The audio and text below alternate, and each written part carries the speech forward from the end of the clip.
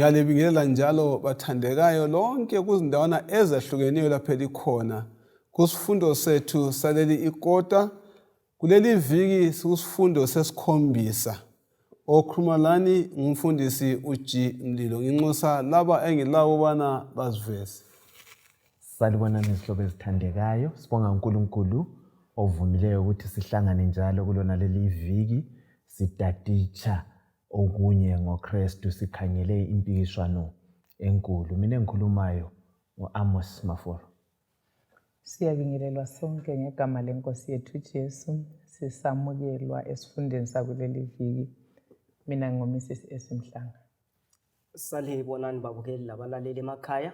Sithanda ukubonga njalo ukuhlangana kuyona le viki sifunda okunye ngoJesu. Okhulumayo uKlayinus Maphosa. Ngizanxusa leli thuba ubana sikhuleke nini. Baba wethu osezulwini siyabonga lakhona lapha emhlabeni khona ngesikho sabamoya engcwele. Nanti elinye ithuba njalo ubana sifunde sona lesi sifundo sakwena le viki besikhulekela amandla kabamoya engcwele kubana sincedise sinanzelele kubana nguwe wedwa omele ukhonzwe. Usisa ababukeli abadala labancane emakhaya labalaleli. Ekupheleni kwento zonke lathi sikhulekela ukuthi Mlimo usisindise sonke ngokuba ingxenye yasona lesi sifundo ngegama lika Jesu. Amen. Amen. Siyabonga bathandekayo kuvike liphelileyo sathinta kabanzi ngehola lokwahlela kwakhe. Kuleli viki silesifundo esiqhakatheke kakhulu ezimpilweni zethu. Lizananzela abathandeka bona uhlupho lokungena kwesono, uhlupho lomhlaba wonke lwasukela kumpendo sayithola kusifundo salamhlanje. Lapha uSathane wafuna ubana abe nguye okhonzwayo ezulwini, wazohluthulela uAdam lapha emhlabeni. Ngakho ke ngamafitshane isifundo sethu salamhlanje sikhangela ukuba ngubani omele akhonzwe. Ukukhonza Umdali, ukukhonza Umdali. Akusifundele uSamlo 4 ivesi ka11. Ithi ufanele Nkosi yethu lo Nkulunkulu wethu ukwamukela udumo lenhlonipho kanye lamandla ngoba wena wadala izinto zonke njalo zadalwa ngentando yakho njalo zilabo ubukhona bazo. Asike sixoxeni ngesoko salamhlanje ukukhonza Umdali. Siqathanise lendinyana yokufundwa kwekhanda uSamlo 4 verse ka11. Ufanele wena Nkosi lo Nkulunkulu wethu ukwamukela ubukhosi, ukukhonzwa, amandla lakho konke. Kuyini esikutholayo kulesi sahluko lendinyana yokufundwa kwekhanda? Esikutholayo lapha ukuthi isizathu kumbe ofanele ukukhonzwa ngumdali. So ngoba lezi zidalwa ezikhanya zikhonza ezulwini zihle ziphi isizathu sokumkhonza uNkulunkulu. Zithi ufanele ukuthi ukhonzwe wena wamukela udumo lobukhosi ngoba wadala. Kusitsho ukuthi uNkulunkulu yedwa indaba yokukhonza ngekaNkulunkulu owadalayo yedwa. Sime khonapho ngizwe ngapho. Yes. Izidalwa ezinjengami lawe esakudalelwayo yikukhonza. Ukukhonza uNkulunkulu. Omnyolobayo uthi kulesikhala esenela uNkulunkulu esemuntwini wonke. Umuntu kufuze leso sikhala sigcwaliswe uNkulunkulu. Ayekutsho ukuthi sonke sinje ungekela ukukhonza uNkulunkulu uba lakho ukukhonza kuyasilela vele kuba khona okuzafika kuvale leso sikhala. Yes. Yeah. So it's either ukhonza uNkulunkulu kumbe kukhona okuthile okukhonzayo. So esekutholayo kusifundo sethu sanamhlanje siqathanisa lesihloko. Sithi nxa kukhona okufuna ukukhonzwa, nxa ungacabanga ukukhonza loba kuyini, ake ukubuze kumbe ukucele iCV lokho ufuna ukukhonza. Ukuthi kwenzani? Kwadalani? Inengi lethu silabothixo ezikhwameni ezinkalweni zethu. Ake uzibuze ukuthi uNkulunkulu wakho yena lo ugcina wena kumbe ngomgcinayo. So osenguNkulunkulu ngubani? So indaba esingayo nxa sibala i-text yethu memory text ngiyokuthi kakukhonzwe lo wenzani owadalayo Right. indaba ekhona. Ngibona usungani ufuna ukusukuma kaMaphosa. Yeah. Yes. Undadekisile u-Elder wami kaMaforo nxa kade thinta lapho ukuthi njengoluntu sisanda ukuthatha izinto kalula nje. Alright. Ukuthi ungazibona ukwanisa ukuba ngumakaniki ukanike imoto ihambe. Usucabanga ukuthi sungadala. Alright. So ngezindlela kade uthinta uMaforo lapho kungezelela ukuthi njengoluntu sikuvamile ukuthi ungaphumelela ubona ngathi amandla avelela kuwe. So lapho sikufunda esifundweni sanamhlanje ukuthi ithi ngoba nguwe wedwa owadala izinto zonke. Yeah. So uNkulunkulu nguye umadala thina nje siyingxenye yezidalwa zikaThixo. So kwethu kumele siphakamise yena. Ngithanda le kaMaphosa ethina sithanda ukuthatha izinto njani kalula. Kuyingozi uthatha izinto njani lula. Ufuna ukukhuluma? Yes, sikhona lapho mfundisi. Indaba ithintayo kaNkulunkulu wadalayo. Ngibona khathesi kuyavuka ukuzinkulumo okufuna ukuphikisa indalo kumbe isenzo sikaNkulunkulu sokudala. Kwangani umhlaba wazivelela nje kuphela. Alright. Singahamba ngomcabango nalo ukuthi wazivelela kuphela kudilizwa into eziningi okuyizisekelo zokholo lwethu ezakuzithinta. So sibuyiselwa nxa ubuya lapha kuSambulo ngo4 verse 11 even ungaya kuSambulo ngo14 usukela ku verse ngo6 Right. sibuyiselwa ekukhonzeni uNkulunkulu wenze njani owadalayo ngoba singazwisisa lo uNkulunkulu owadalayo konke okusikhathazayo kuyabuyela endaweni yakho uzabona ukuthi lokukhonza kwethu kuba lomutsho lathi siba ngabantu abahlelekile nxa ukwazi ukuthi ngisuka ngiyangaphi. Siyabonga abathandekayo. Kusifundo salamhlanje sikhuthazwa bona singathathi izinto lula. Sazi imvelaphi yethu. Sikwazi bona singobani sivela ngaphi.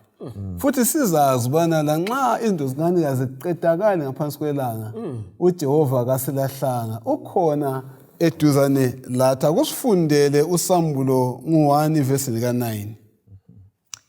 Ithi mina Johane umzalwane wenu lomkhula wenu ekuhluphekeni lasembusweni kanye lasekubekezeleni ngesineke okungokwethu kuJesu nangisesihlengeni sasePatmos ngenxa yelizwi likaNkulunkulu lobufakazi bukaJesu.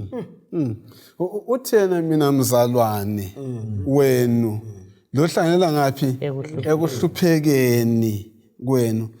iBhayibheli iyasiveza ukuthi uJohane wathatha wafakwa esihlengeni waba yedwa khona ngani kodwa kuliqiniso ukuthi waba yedwa. Hayi. Vele uyabona empilweni zethu mfundisi Mdlilo. Nxa singaba sodwa sahle sime ukuphila.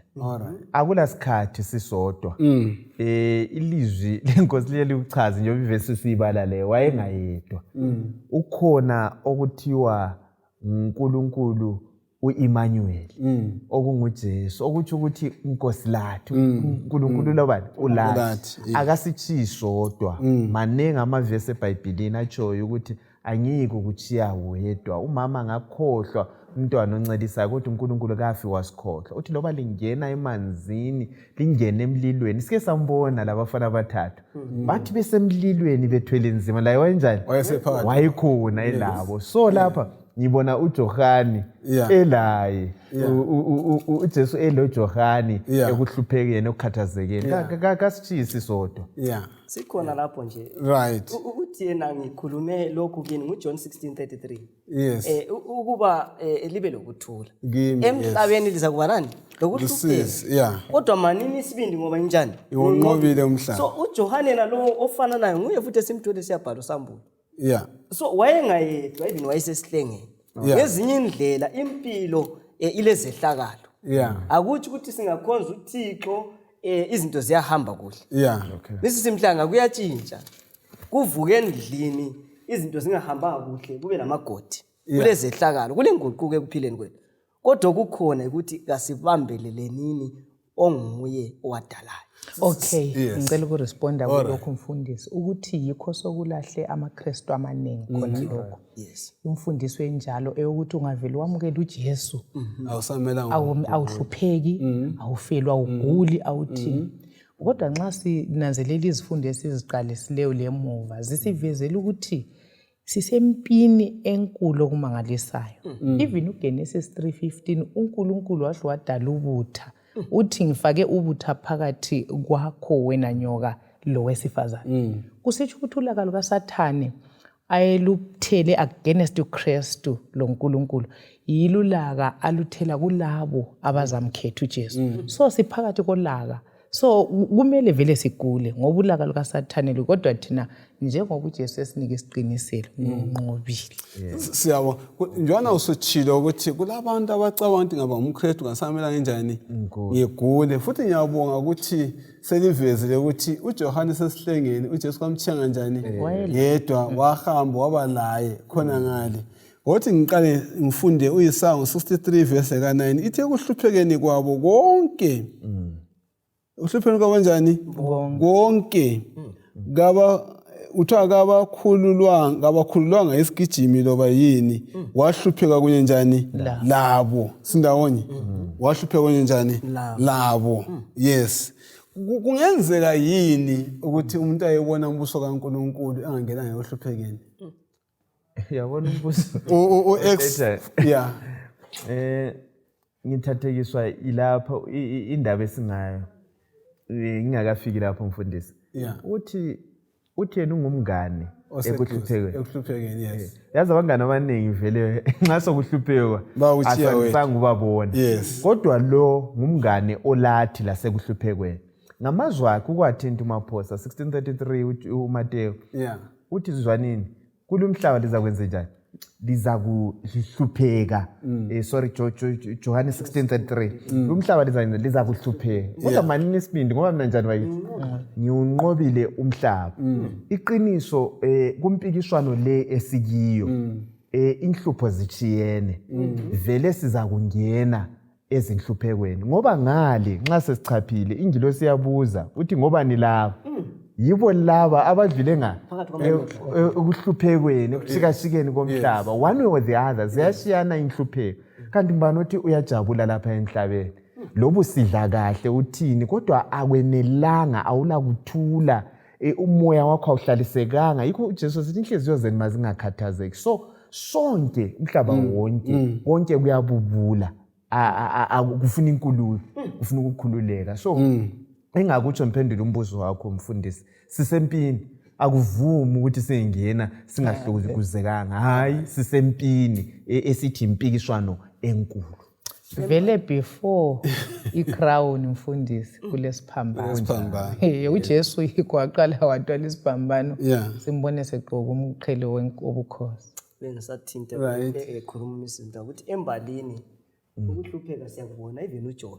Yes, ngawuhlupheka mostly uzakubona ukuthi ngisho labangani. Yes, abangani baba balutshwana nxa uphakathi sibili kwesehlakalo esinzima ukuthi halo usengenile ejikweni lo abangani baba balutshwana. But even ngakunjalo lapha siyathola impendulo ukuthi simele ukubana singene embusweni kaThixo kumele singene ekuhluphekeni. Siyabonga kakhulu ukuzwa lokho mana kumele singene ngaphi ekuhluphekeni. Amavesi esiwaphiwe ngomsebenzi ngo14 verse ka22 ethi simele ukungena embusweni kaNkulunkulu ngezinhlupho ezinjani ezinengi. uMateyu ngo13 verse ka21 ithi kodwa kalampande phakathi kwakhe ngakho uhlala isikhatshana kuthi sekuvele inkathazo ingabe ukuzingelwa ngenxa yelizwi akhubeke masinyane. Lapha siyaqiniswa abathandekayo ukuthi kasihlaleni sisamukela sikwazi bona kumele singene phakathi kunjani wokuhlupheka. Kulamavangeli akhuthaza ukuthi nxa usungumKristu awusamela ngenzeni uhlupheke ugule kube njani. Abantwana kabendanga khona ngapho mama baba.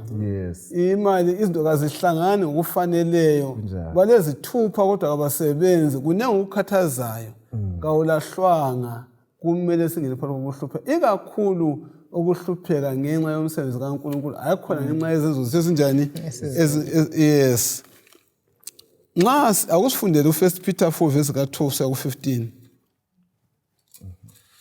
lapha ngifuna bona kusiphendule umbuzo othi uma inceku zenkosi ezithembekileyo njengoJohane zihlangana lenhlupheko kunye lobunzima kuyini okusenza thina sicabanga ukuthi inhlupheko zingasiceza na?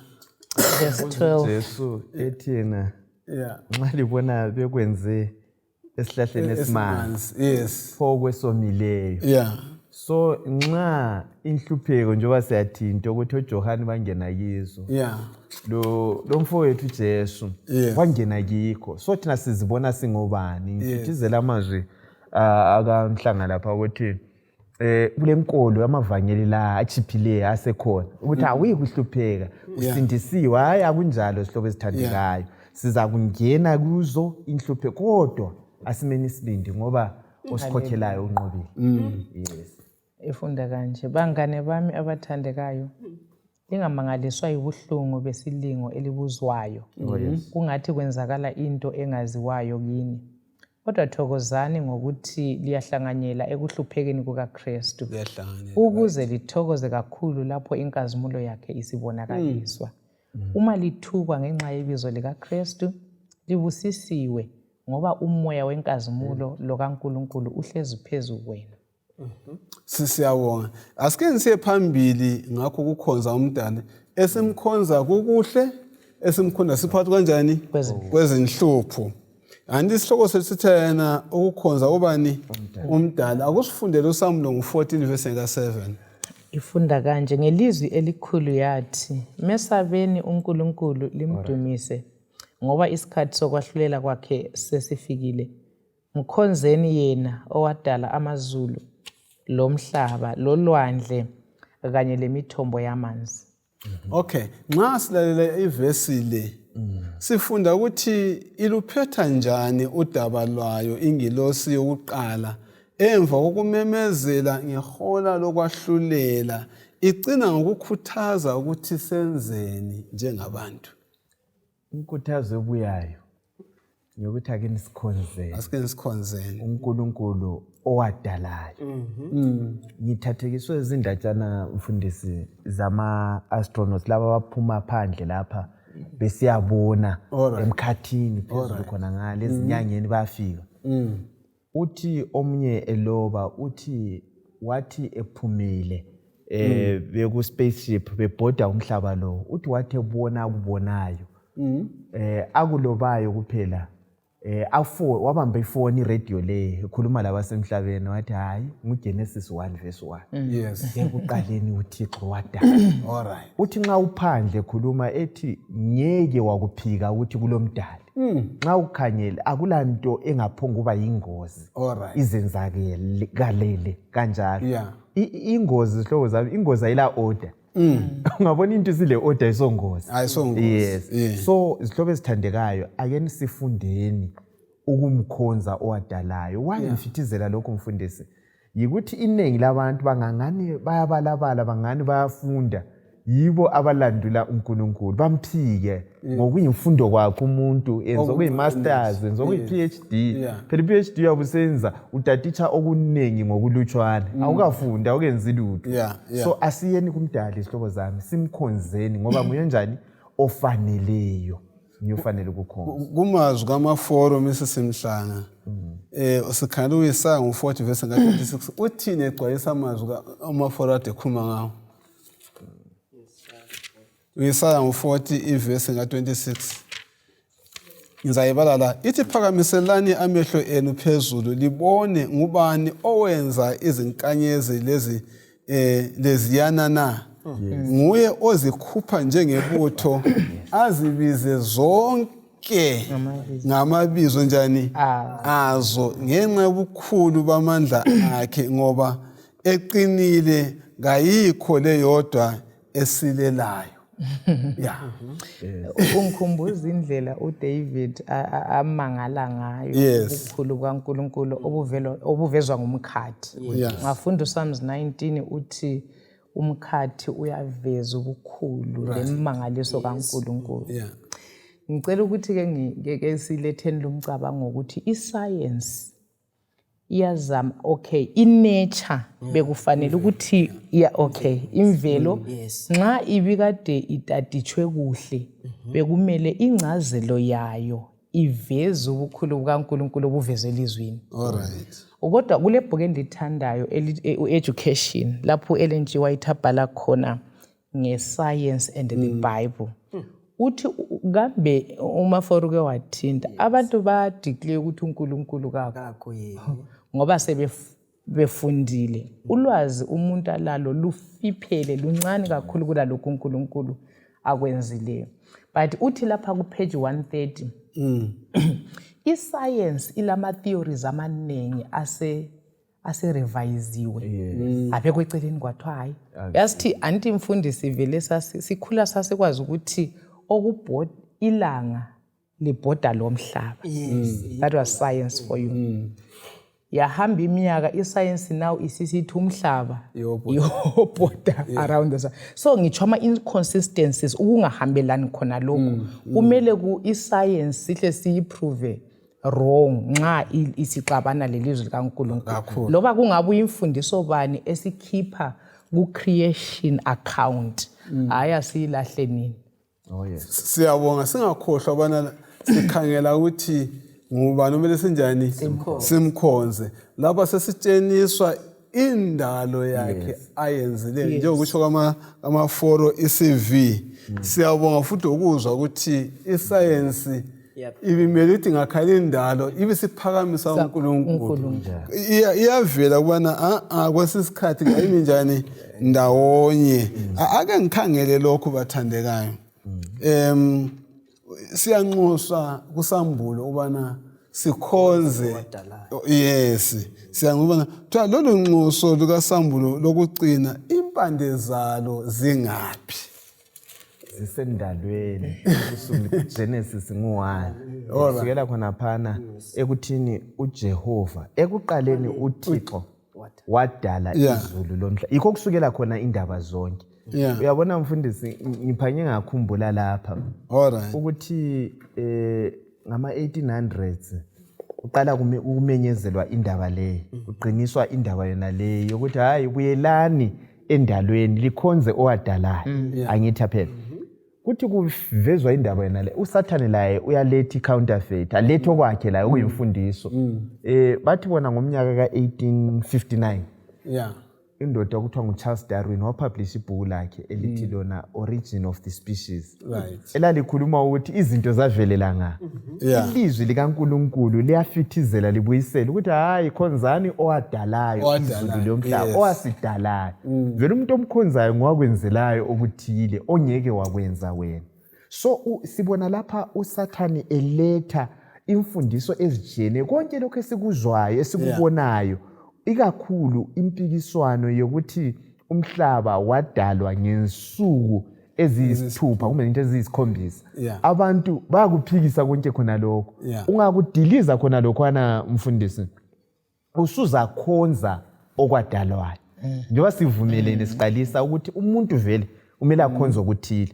uSathane afuna ukukwenza yikuthi kukhonzwe yena. Khumbula phela uSathane vele wadalwa izidalwa la konke lokho esikukhonzayo ngokwadalwayo ngaphandle ukubana ungabona sehlule ukukhonza umdali yilubizo olubuyayo la uthi asibuyeleni kowadalayo simkholwe ukuthi wakwenza uma kubuthi umhlaba usezandleni zakhe ine span of his hands kanje so ukhona la windawo ingoma yabantwana ithi God the whole world in his hands iqiniso lona lelo ngumdali uyakwenelisa so ukuthi umkhulu uNkulunkulu kakhonza khonapho lapho tsho khona usosivezele ngoCharles Darwin owathi umhlaba wazivelela kule mfundiso eziningi ezilethwa ngabantu abahlukeneyo ukuthi umhlaba lo hayi uvela ngendlela ezehlukeneyo uNkulunkulu waveza njani amandla akhe okudala uzibona senjani ebantwini ikakhulu singathatha into eyodwa nje ilanga. Bengifisa ukuqala ngithi ukuthi indaba eka Genesis 1 esichazela ngokudala ngokudala ingqondo zethu mfundisi kazimzwisisi uNkulunkulu obukhulu bakhe. Uyayibona ihle ichaze ukuthi i6 days ziliteral. Kulokusa, kulokuhlwa lokusa. Khonokho kodwa kuyasichazela ukuthi uNkulunkulu kuliteral lokho. Right. Yeah. Ungayifunda kumahubo ngo33 verse 9 uthi wakhuluma Kwaba khona. Yes. so ingqondo yomuntu ibisicabanga ukuthi konke lokhu kupossible okunganani ukuthi abesecabanga ukuthi iminyaka eminingi kakhulu. Yeah. So uNkulunkulu ubukhulu bakhe ngendalo kuGenesis 1 kuyavela ukuthi hayi unguNkulunkulu. uNkulunkulu. Yes. Khona lokho kanye mhlobo wami yikho kwenza ukuthi akhonjwe. Ukuthi akukwani engqondweni yakho umaphosa yikho kumenza abe nguNkulunkulu. Ungabona usumzwisisa akasamela ngakhonzwe sengusowenu phela. Zwana kuthiwa ilanga mfundisi. Kuthiwa in 1 second. Anti second siyazi. Yes. Kuthiwa liproducer i-energy liletha amandla umlilo. Right. Odlula umlilo kumbe amandla ugetsi eswake wenziwa sukela umhlaba wadalwa ngeoil ngegas ngesolar ngecoal ngakho konke ukucaba in 1 second.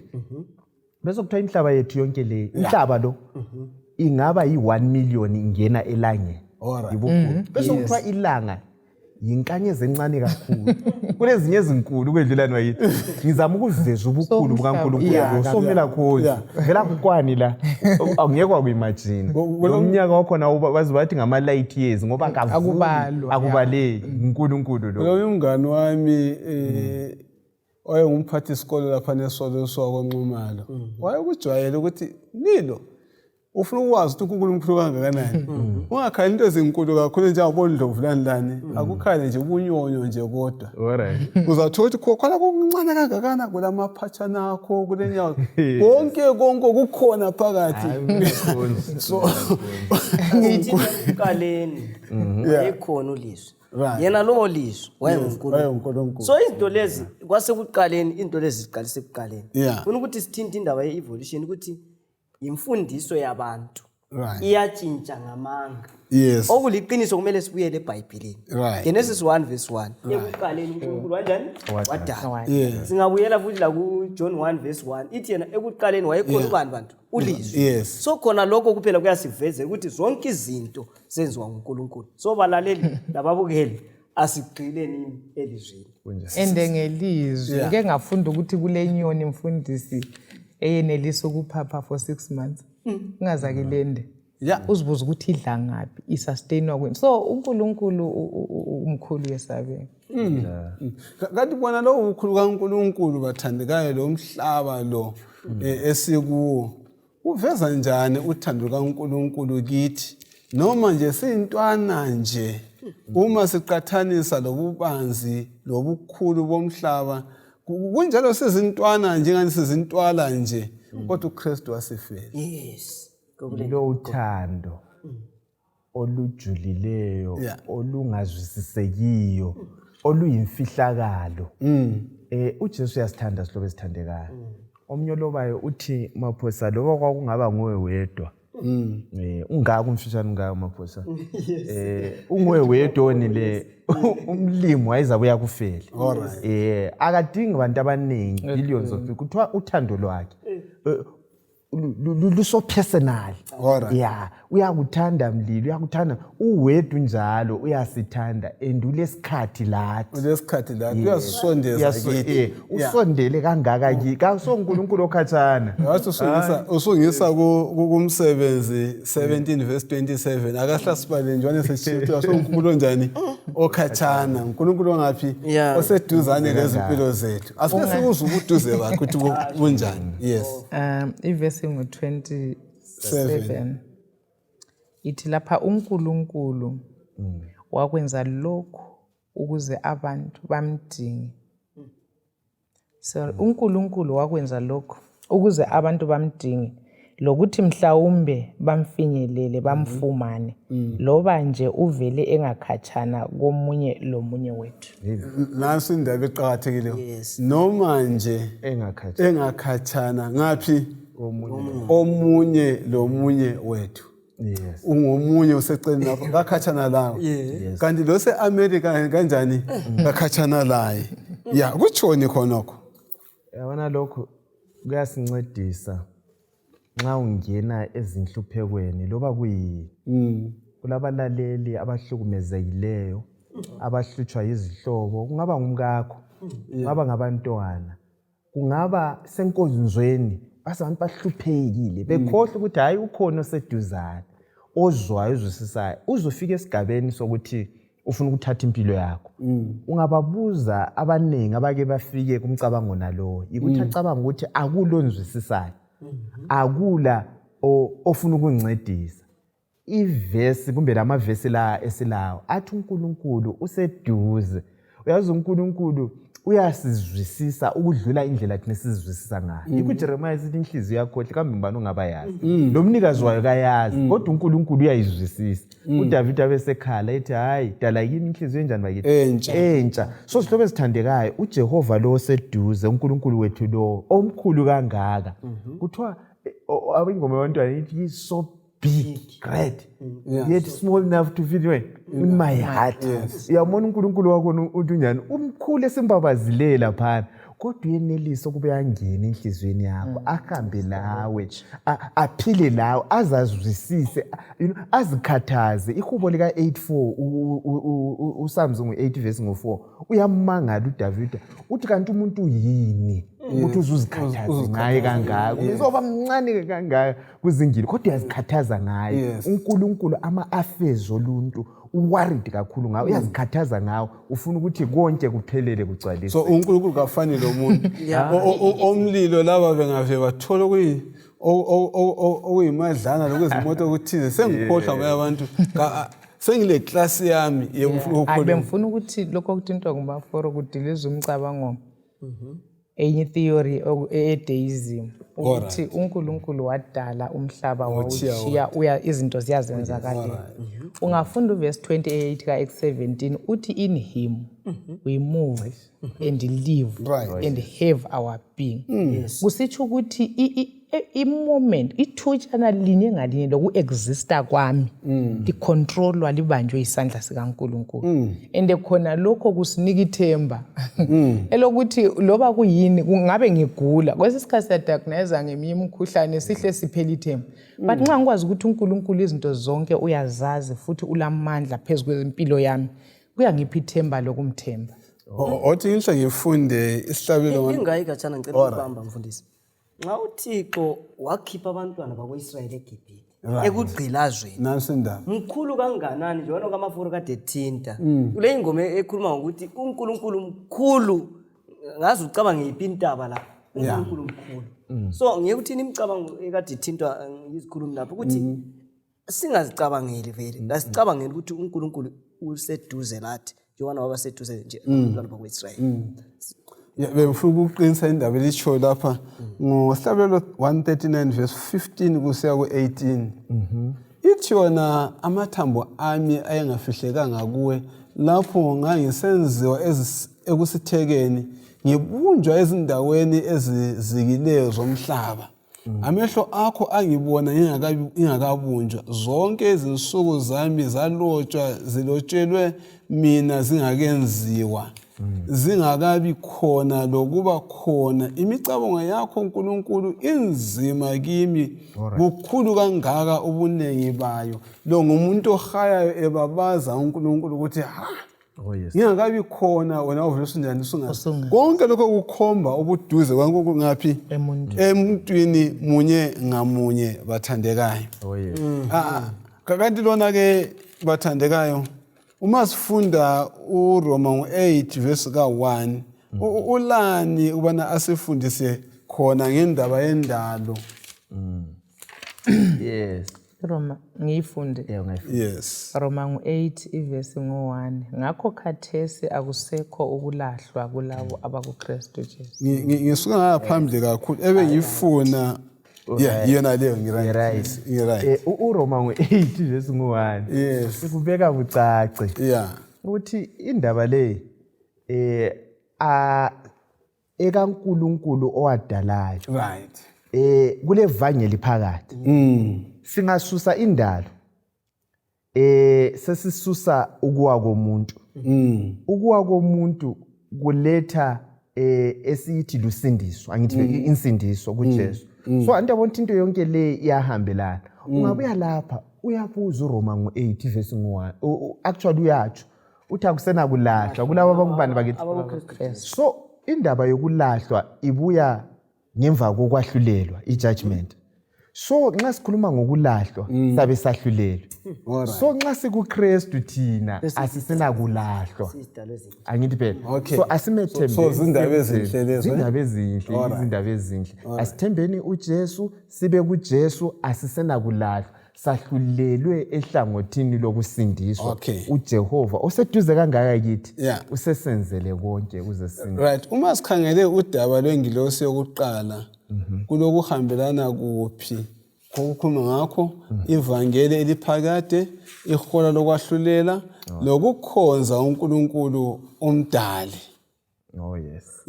wani usithintile kabanzi kabanzi le wona ngilandele elandela engeke khona ubefuna uthengeze kukhonokho akekho kathesi udaba ngoNkulunkulu ongumdali luqhakatheke kangakanani ukuba selozwisise ikakhulu kuqiniso lalesi sikhathi sesixoxe kabanzi ngalinda but uthi sizwisise sibili uqhatheke kangakanani ukwathinta ngesivini asike sijulene kulindaba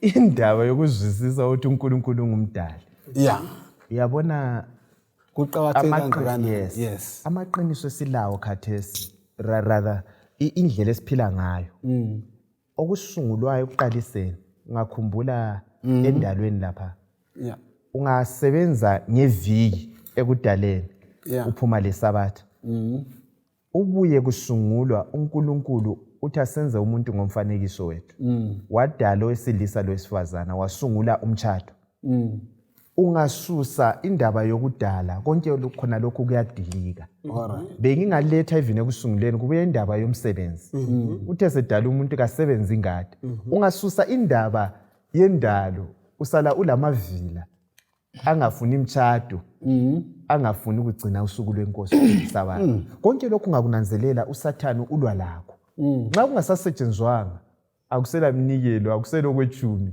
akusela kukhonza akusela mtshado ikubona kulethwe indaba yobutabana wavuka izinto ezinengi uSathane ufuna ukudiliza indalo ngoba uthe sedali maybe sesikhangele eyodwa yangikhona okwayithinta ekaCharles Darwin ethi umhlaba wazivelela nxa umhlaba wazivelela asike sibone into ile ngozi bani naleyo ingozi laphana ngamafitshane vele bayithi kuthiwa yi-Big Bang Theory uthi kwaphuma ubale sinje smash i-accident wasekuvela konke khona lokho kwavelayo sokuvelile kwaqala ukukhula okuthile kwakhula kuyisibungwana kwatshintsha okuivo yikube lokho uphucuka so umcabango khona apha sinje mfundisi mli asikapheleli okaDarwin uthi siloko siphucuka siloko sitshintsha so iyadiliza ngizabuyela futhi emtshadweni idilize ukuzalana idilize ijubile idilize lokho esakwenzelwa uNkulunkulu uthi wadala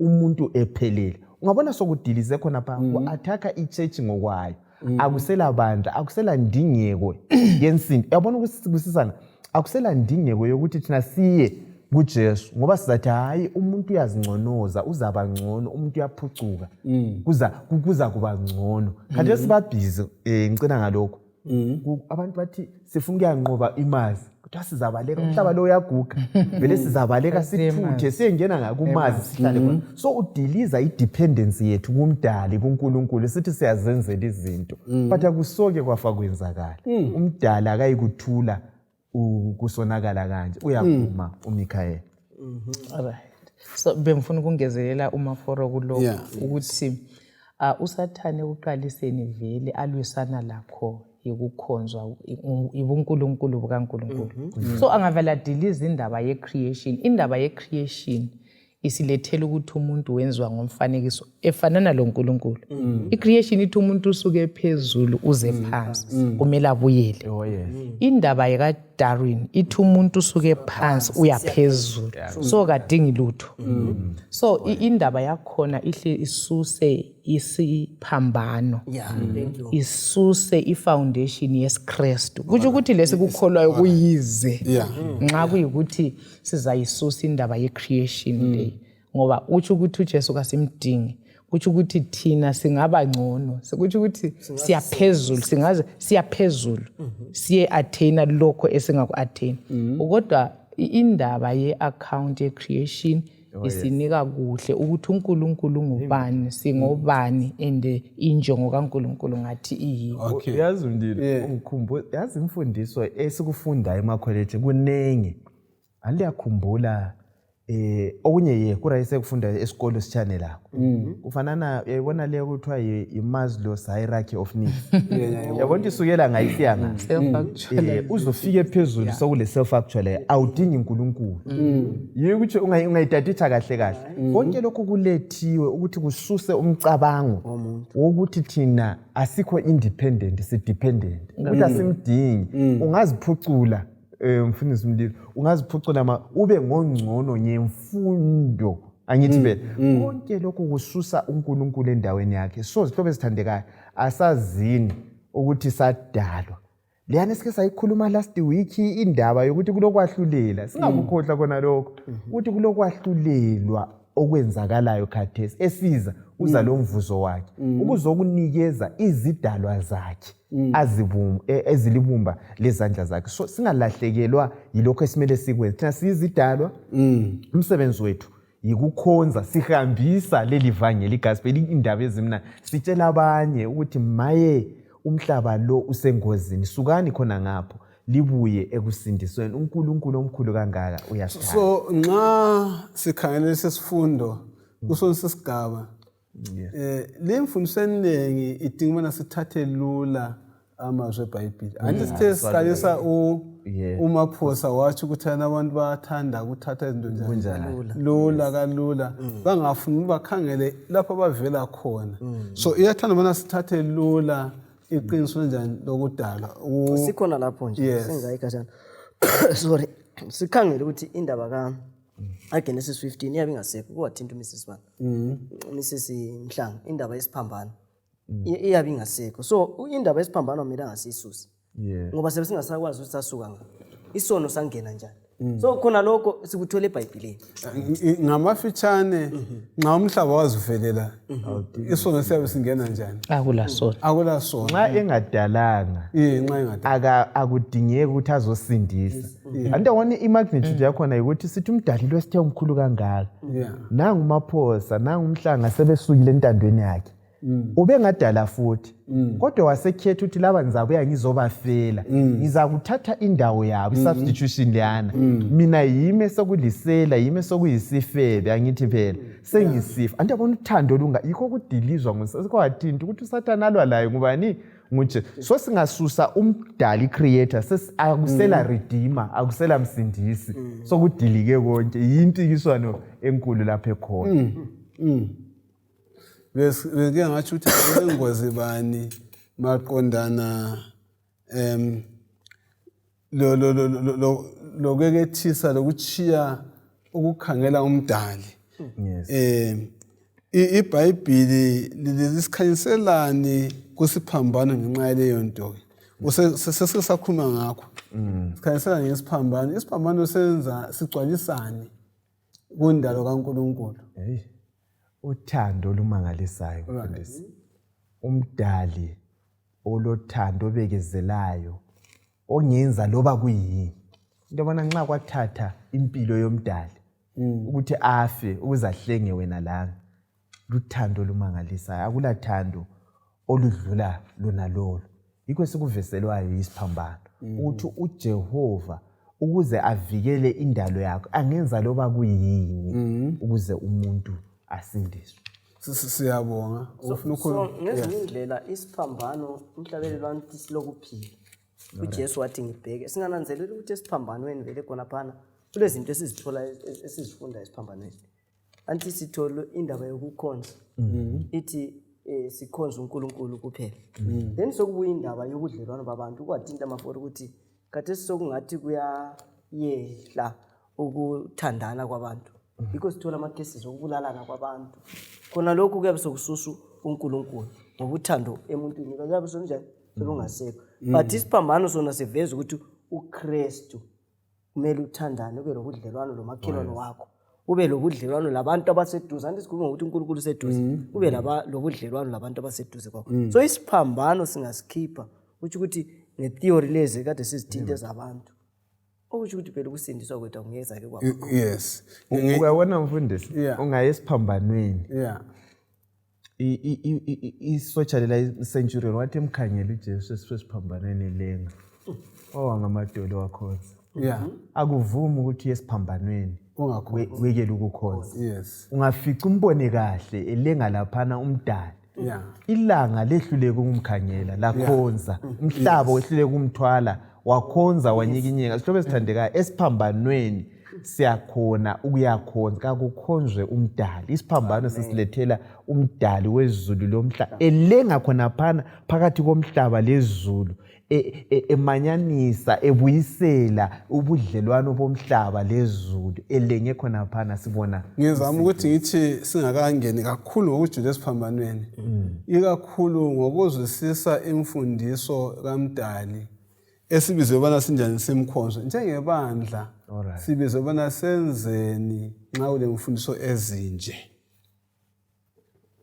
sikubizelwe yithi sikhambise ibhangeni sitshele abanye abona umhlaba umpicture womhlaba ngumhlaba osemnyameni simele thina sithwele ukukhanya sitshele abanye umkhonzeni ukuthi woza anobuza ingilosi umemeza elizwe wozani lizomkhonza yena owenze njani owadalayo uyabona even ungaya Exodus ngo-20 verse ngo-8 umthetho nalwana uthi wakhumbula usuku lweSabatha olugcine lube ngcwele ngoba ngensuku eziyisithupha wenze njani wadala ubisela ingqondo ukuthi khonzani owadalayo uyabona so nxa idiliza konke yikubona indalwa lazo lisabatha ikwini ngoba konke lokho kukhomba umdali owadalayo yes ngiyabonga kakhulu asike sikhangeleni lokho mfuna asike sikhangele ngelihlo lenhliziyo alright asikhangeleni indalo obukhulu bayo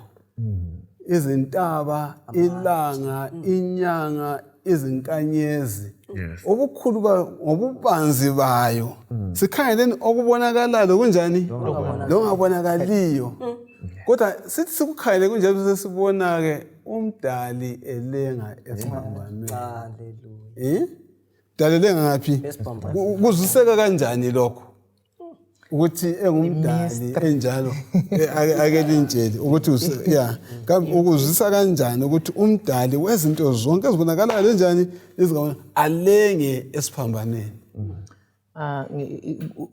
ingilosi mfundisi ngithe mfundeni icommentary bisithi ingilosi zake zasuggest ukuzohlenga umuntu lo Adam himself wathe siza ukuthi kumele kubuye umdali wathi I let me go wathi ngcono kufe mina njengoba kuyimi nginjani engone kodwa ibisisilethela ukuthi vele kwakungeke kuvume okwakwephulliwe kwakungumthetho kaNkuluNkulu ende kwakudingakala uNkulunkulu ukuthi abuye azolungisa indaba lapha so imystery le mfundisi imystery esingeke si unpack sizwisisa ukuthi njani kodwa sisala sibabaza uthando ukuthi izandla ezadalayo yize zabethelwe emthini so ungazama ukuyijulisa zibethelwa ilokho akudalayo yeah so uzubona ukuthi isono silempande engakanani mfundisi uma for uthinta indaba yokuthi umhlaba ungayifunda ivesi kuhle ithi kwaba lomnyama for 3 hours around the cross and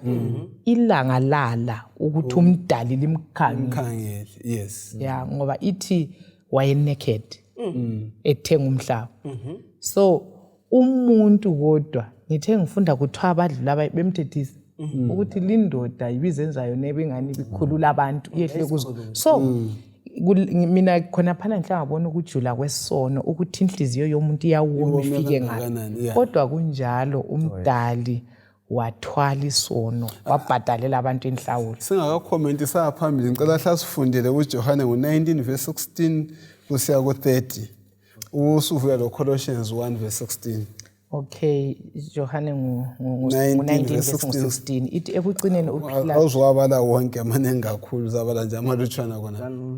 Okay. Uthi asiqase u19. uPhilathu waloba umbhalo wananyathiselwa esiphambanweni wawubhalwe ukuthi uJesu waseNazaretha inkosi yabaJuda. AbaJuda abaningi bawufunda umbhalo lo ngoba indawo lapho uJesu abethelwa khona yayiseduze ledolobho. Umbhalo lo ulotshwe ngesiHebheru, ngesiLathini langesiGriki. Abapristi abakhulu bamaJuda basola kuPhilathu bathi ungalobi uthi inkosi yabaJuda, kodwa ukuthi umuntu lo wayezibiza ngokuthi uyinkosi yabaJuda. Uverse 25 abesesithi eduze kwesiphambano sakhe uJesu kwakumi unina, udadewabo kanina, uMaria umkaKlophasi loMaria uMagadalena. uJesu wathi ebona unina lapho lo mfundi wayemthanda emi lapho eduze, wathi kunina, mama, nansi indodana yakho. Wathi kumfundi, nangu unyoko. Kusukela kuleso sikhathi umfundi lo wamthatha unina wamusa ekhaya lakhe. Verse 28. Ngemuva kwaleso sikhathi uJesu esesazi ukuthi konke kwasokuphelele njalo ukuze umbhalo ugcwaliseke wathi ngomile. 29. Kwakubekiwe khonapho uphiso lule wayini yevinika, basebegxamuza kulo ilenjana balixhuma eluthini lwesihlahlana sehisophu, balalamela balifikisa endebeni zikaJesu. Esenathile wathi sekuphelile. Esetsho lokho wagobisa ikhanda lakhe wafa. Amazwi aveza uJesu njengomdali la. Siwabona njani la kuColossians 1:16 samukela njani uthando asibonisa lona esiphambanweni? Cabanga ukuthi indaba esilethwa lapha ngothando lumangalisayo kwakuthi into umhlanga ukuthi wayengumdali. Waye ngakhetha ukuthi vela ngabuye emhlabeni, kodwa wakhetha ukuthi asisindise sihlengwe ngendlela yona lana, eveza kakhulu ukubana hayi umthetho wakhe awuguqulwa. Okunye ngufundileyo indaba yokuthi izulu umfundisi Mlilo lona liyehla. Philippi ngo2 njalo. Kayibona nje into yokuphanga uthe nguNkulunkulu enjengoNkulunkulu abuyazehlise abe njengomuntu. Kodwa ngapha koSathane yikuziphakamisa ukuthi thina saqala sinje yona leyani theory leyade sibona siza kubanje sizaba laphana yikufuna ukuya phezulu. Vele uSathane inkulumo yakhe uthi ngiza kuba phezulu kwakhe. So uNkulunkulu esemkhonza emkhulu enjalo. Njengathi abanye abantu esibaziyo mfundisi bafuna ukuintroducewa nxa sebebakhulu. Kwathi wona nxa ungaba le mali kukhona uyabusu introduce ukuthi size sibe kwazi. Kodwa lo umdali kadingi introduction. Seduze la ulathi uyasithanda. So esikuvezelayo luthando lumangalisayo esalenzelwa nguJesu esingakwenza hayi yikuguqa sikhonze ngoba kufanele iwuntu. Sikhona lapho indaba ebesibala ku chapter 19. Indaba esivezela sobala ukuthi isiphambano sona sesiyalenga khona phana esiphambanweni usivezela amandla ukuthi kwakuvele kulojiwa. Anti sike safunda kusifundo esidlule ukuthi indaba yesikhathi. Even sesiyakufa lapha nesisithi kuphelile. Kuphelile imhlatshelo ebikade khona ngenxa kabani kaKristu. So namhlanje lapho esikutholayo ukuthi ekumele sikufunde lo kumele sikunanzelele ukuthi uKristu wafa ukufa kwesiwula esiphambanweni. So kuqhakatheke kanganani ukuthi silandele yena yedwa uNkulunkulu wadala. Sikhona apha bathandekayo kambe kukhona yini umuntu angakwenza ukwengeza ulutho kulokho uKristu asenzele khona esiphambanweni? Kuyini ongakwenza? Ungazisindisa yini? Kuyini ongakwenza phezu kwalokho uKristu kanjani asenzele khona? Inhlawulo imbadalo yesono iphelele ngempilo kaKristu asinike yona. So akula esingazenzela khona esingakubuya sikuphethe phambi kukaNkulunkulu. So indlela usindiso yisipho. Usindiso luza ngomusa kaNkulunkulu. So kuyisipho. Anti umusa bathi unmerited favor. Sike saveza esifundweni ukuthi uJesu wathatha ukufa okwakungokwethu. wasinika impilo vele singayideserve. So awalotho singalwenza. Hayi akulalo. Namngani kukhona esingakwenza. Ukumkhonza kuphela. Hayi kunjani. Ukuthi khona vele ukuthintayo ukuthi uJesu wabhadalela konke. So ungazikhathazi mbukeli lo mlaleli udinga olunye ulutho ukuthi uyekhonza umlimo. Hamba kuye njengokunjalo uThixo uyakuthethelela njalo uThixo uyakulalela nxa umkhonza yena yedwa. Yes, hayi khona yikwamukela. Yinto nje kuphela esingayenza. Akulo kwakungenziwa ngumuntu. Kuthiwa sifike ezulwini sonke sizababaza ukuthi izulu lichiphile ngoba senzelwe konke ubhadalelo. Yikwamukela kuphela. Akulo ngakwenza mfundiswa.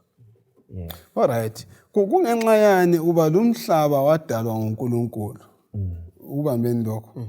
Kungenelanga kungenxa yani lo mhlaba usidinga isithembiso sokuhlengwa. Uyasidinga isithembiso kungenxa yani lokho singakutsho sikuphendule sincedisana labalaleli bethu bana kungenxa yani sidinga ubana sihlengwe kulo mhlaba ikakhulu ekuzwisiseni ukuthi siyizidalwa zikaNkulunkulu. Sathi sidaliwe sawa. uSathane wathatha ukuthiwa ngama-title deeds awomhlaba. Umhlaba wawungoka Adamu, unikezwe uAdamu, wamthathela. Yikho uAdamu wesibili okunguJesu wabuya wahlenga, wabhadala ngempilo yakhe.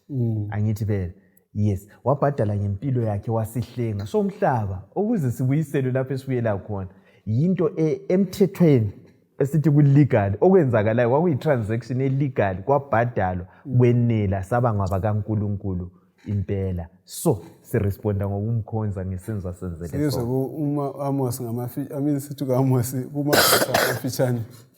Ngamafitshane umhlaba lo wadalelwa ukubana mina lawe sikhonze uThixo. Sikhonze uNkulunkulu. Singakhonzi okadalwayo. Kunjalo. Ngoba ngaye uKristu emthini weCalvary sabhadalelwa konke. Amen. Amen. Ngeke ngizwe uma sesimhlanga amazwi akho okucina bese sikhulekela. Asimkhonzeni uNkulunkulu yena yedwa owadala izulu lomhlaba. Kuyasinika le njongo yokuphila, ukukhonza. Nxa simkhonza uNkulunkulu ukwenza siphile impilo ele-purpose. Kasimesabeni simkhonzenini. Amen. Siyathandaza. Baba wethu oyingcwele okhona ekhaya ezulwini, kalihlonitshwe lidunyiswe igama lakho. nguNkulunkulu, nguwe wedwa umdali lomhlengi wethu. Nguwe wedwa ofanele ukuthi sikukhothamele sikukhonze.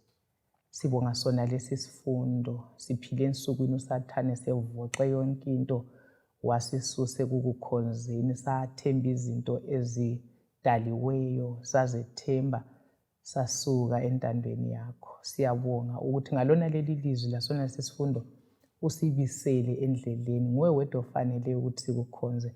Sicela ukuthi sonke thina labo bonke abazazwa lona leli lizwi sengathi singabuyela entandweni yakho, sikhothamele wena wedwa uNkulunkulu weqiniso. Ngayo uJesu siyabonga. Amen. Amen.